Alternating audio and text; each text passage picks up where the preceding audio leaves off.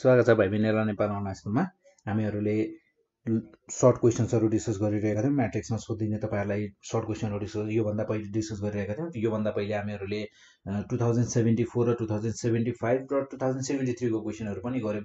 त्यसमा तपाईहरुलाई सोधिएका क्वेशनहरु गर्यौं र आज हामी अलि पुरानो क्वेशनहरु गर्नेछौं। टाइप 2 को नै अलि पहिले सोधिएको क्वेशन 60s तिर सोधिएको क्वेशन। जस्तै हामीहरुसँग छ यहाँ आज मैले लिएको छु 2062 मा सोधिएको क्वेशन छ, 2060 मा र त्यसैगरी 2063 65 मा पनि सोधिएका क्वेशनहरु छन्। सो हामीहरु यो क्वेशनहरुलाई आज डिस्कस गर्नेछौं र हामीहरु यसपछि भने टाइप 3 को क्वेशनहरु सुरु गरिहाल्नेछौं। सो आजको लागि हाम्रो पहिलो क्वेशन भनेको जस्तै मैले यहाँ लिएको छु टाइप 2 को क्वेशन नै हो र a भन्ने हामीहरुलाई म्याट्रिक्स a गिभन छ र त्यसैगरी म्याट्रिक्स b पनि गिभन छ र हामीहरुलाई determinant of a - b - 5i is 14 भनेर गिभन छ र हामीहरुलाई x को भ्यालु कति हुन्छ त्यो पत्ता लगाउनु पर्ने छ। सो फर्स्ट अफ अल हामीहरुलाई गिभन के छ त्यो कुराहरुमा विचार गरौं, त्यो कुराहरुलाई हेरौं। सो हामीहरुलाई here given म्याट्रिसेस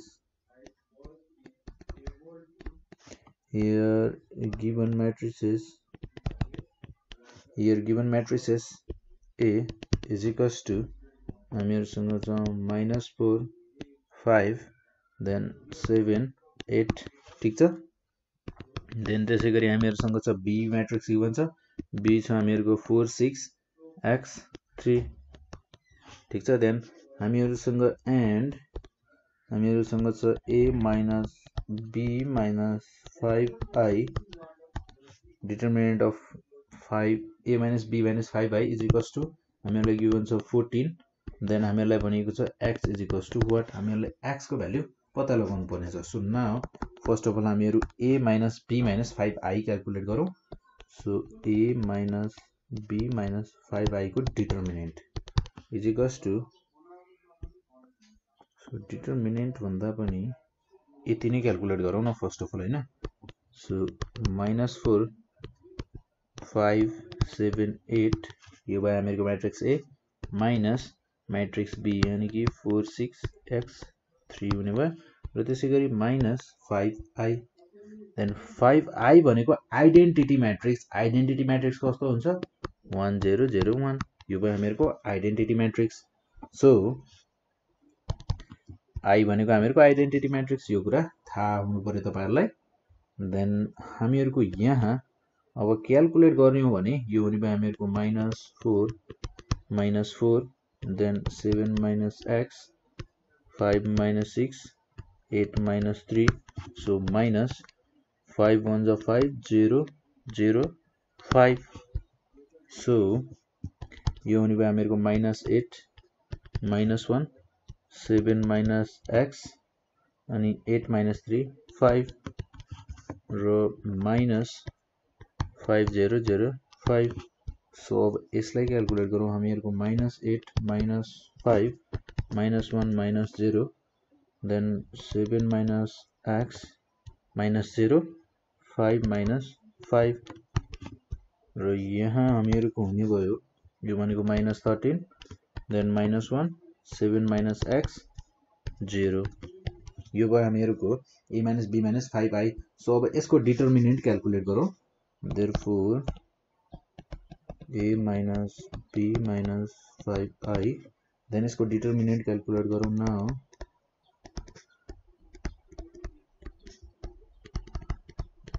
determinant of a - b - 5i is equals to a - b - 5i is equals to हामीलाई गिभन छ 14। सो डिटरमिनेन्ट भनेपछि -13 -1 7 - x 0 ad - bc so ad - bc ad हामीहरुको 0 हुने भइहाल्यो माइनस bc मा गर्दा -1 -7 - x is equals to 14 then minus into minus plus so 7 - x is equals to 14 और हामीहरुको यदि -x लाई मैले राइट साइड लियो भने यो हुने भयो मेरो +x then x is equals to therefore x is equals to -7 हामीहरुको thus the required value of x भनेको त -7 रहेछ। thus the required value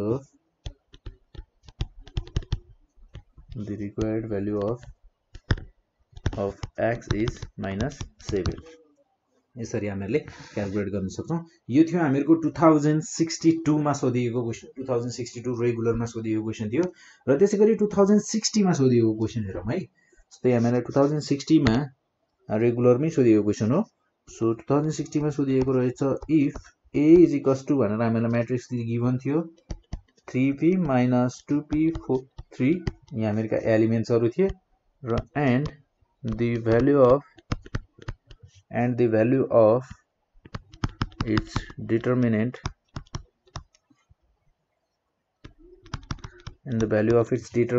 is 7। यसको डिटर्मिनेन्टको भ्यालु हामीहरूको 71 रहेछ। 71 गिभन थियो र हामीहरूलाई सोधिएको थियो फाइन्ड द भ्यालु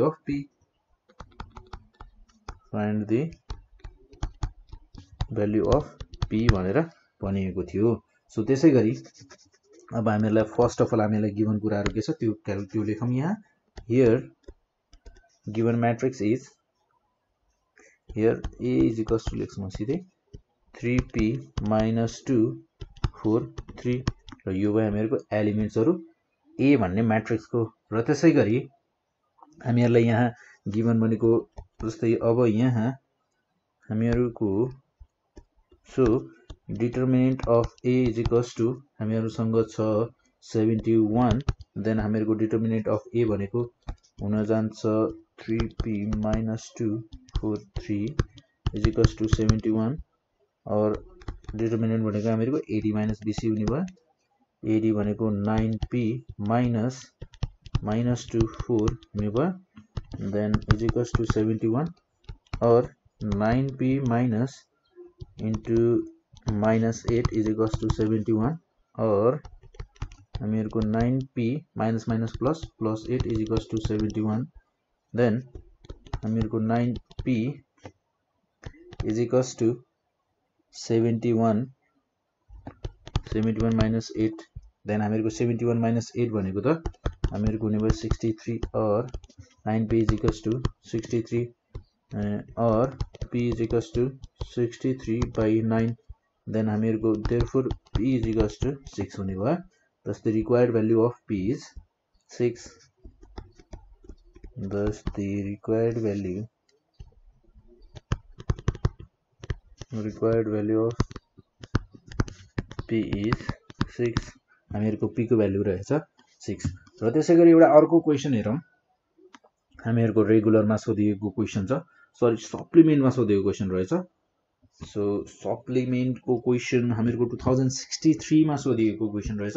2063 को सप्लिमेन्टमा सोधिएको क्वेसन छ र हामीहरूको क्वेसन छ इफ हामीहरूलाई इफ भनेर एउटा म्याट्रिक्स गिभन छ a भन्ने म्याट्रिक्स 3 1 - 2x हामीहरूलाई म्याट्रिक्स गिभन छ एन्ड त्यसको determinant of matrix a is equals to 14 छ। देन हामीहरूलाई find the value of x भनेको छ find the value of x भनेर भनिएको छ। So find the value of x भनेको छ देन हामीहरू यहाँ हेरौँ हियर हामीहरूलाई गिभन भनेको a भन्ने म्याट्रिक्स गिभन छ 3 1 - 2x ठिक छ। यो भयो हामीहरूको गिभन म्याट्रिक्स र त्यसै गरी हामीहरूलाई यहाँ अर्को कुरा गिभन भनेको डिटर्मिनेन्ट अफ म्याट्रिक्स a भनेको हामीहरूको 14 हुन्छ भनेर हामीलाई गिभन छ। So determinant of a is equals to हामीहरूको हुन्छ 3 1 - 2x ठिक छ। यो भयो हामीहरूको डिटर्मिनेन्ट और हामीहरूको डिटर्मिनेन्ट हुन्छ ad - bc देन ad भनेको हामीहरूको 3x माइनस 1 इन्टु -2 -2 ठिक छ। Then 3x plus minus into minus plus 2 or determinant of a भनेको हामीहरूको 14 छ।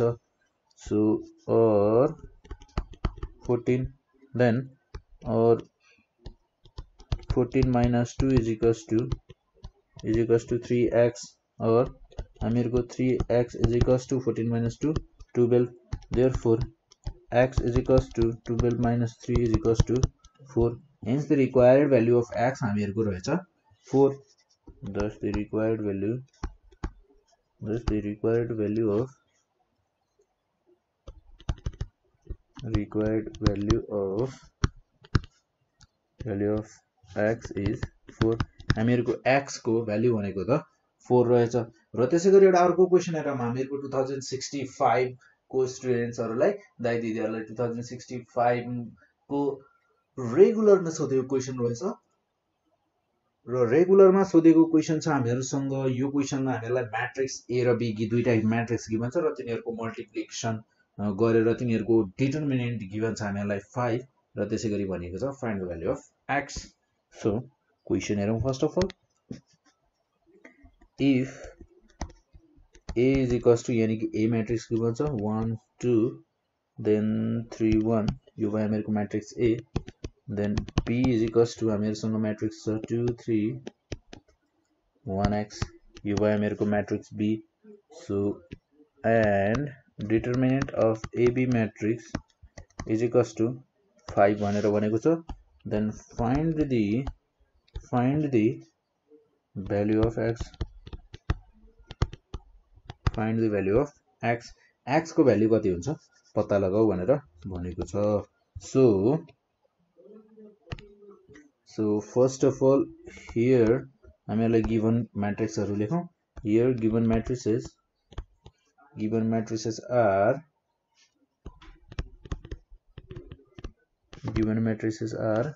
A is equals to छ हामीहरुको 1 2 3 1 अनि त्यसैगरी B छ 2 3 1x र त्यसैगरी हामीहरुलाई AB को डिटरमिनेन्ट पनि गिभन छ 5 then फर्स्ट अफ अल हामी AB क्याल्कुलेट गरौं so AB is equals to हुन जान्छ हामीहरुको A भन्ने छ 1 2 3 1 then B भन्ने छ हामीहरुको 2 3 1x ठीक छ then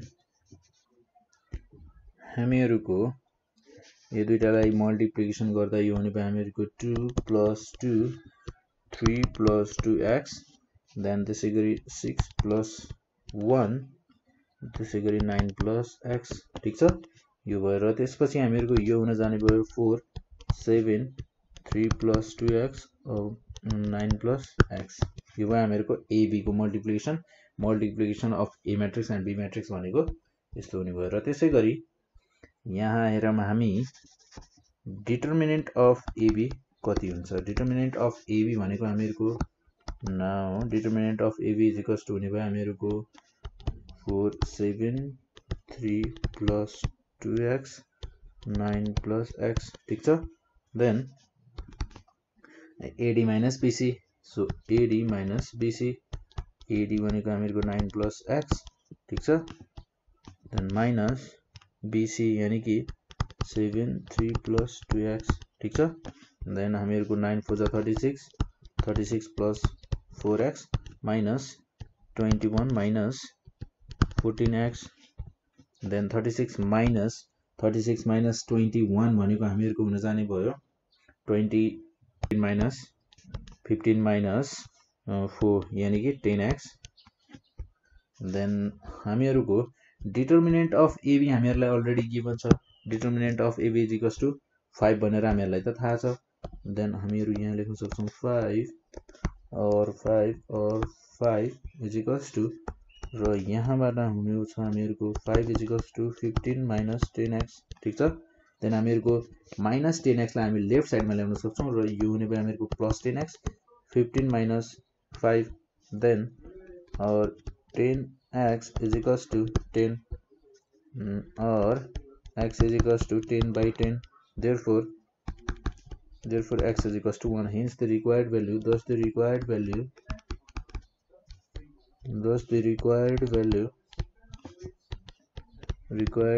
value of x is 1 हामीहरुको x को रिक्वायर्ड भ्यालु भनेको 1 रहेछ र यति क्वेशन भनेको हामीहरुका यही भयो टाइप 2 का क्वेशनहरु र यसैगरी हामी अब टाइप 3 को क्वेशनहरु यसपछि सुरु गर्ने छौं